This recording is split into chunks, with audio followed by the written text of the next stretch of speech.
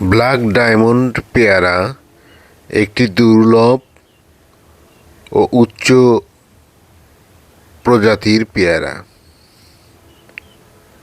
Black diamond পেয়ারার যত্নের জন্য প্রয়োজন পর্যাপ্ত সূর্যালোক, নিয়মিত জলসেচ, ভালো নিষ্কাশনযুক্ত মাটি, জৈব সার যা গাছের বৃদ্ধি ও ফলন বাড়াতে সাহায্য করে। নিয়মিত ছাঁটাই জরুরি এবং ফল আসার পর ফলমাছি ও অন্যান্য পোকার দিকে নজর রাখতে হবে, কারণ এটি সুস্বাদু ও উচ্চ ফলনশীল জাতের একটি পেয়ারা।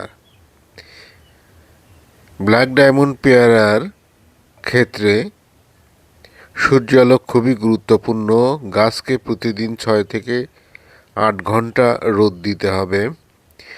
মাটি হতে হবে নিষ্কাশনযুক্ত,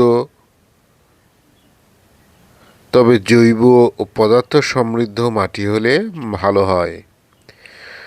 জলসেচের ক্ষেত্রে মাটি আর্দ্র রাখতে হবে, বিশেষ করে প্রথম বছর।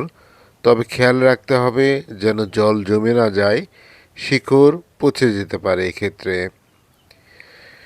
প্রতি 1 থেকে 2 মাস অন্তর জৈব সার বা সুষম সার প্রয়োগ করতে হবে।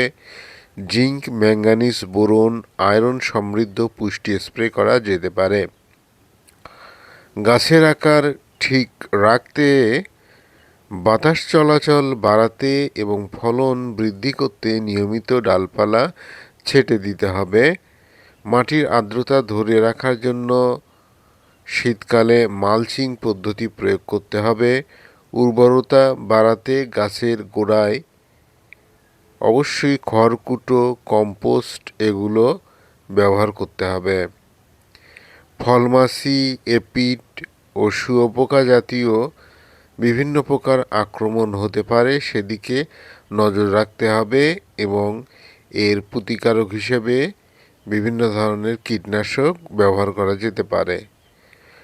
ফল যখন বেশি বেগুনি বা কালো হয়ে আসবে এবং চাপ দিলে কিছুটা নরম লাগবে, তখন সংগ্রহের উপযুক্ত সময়।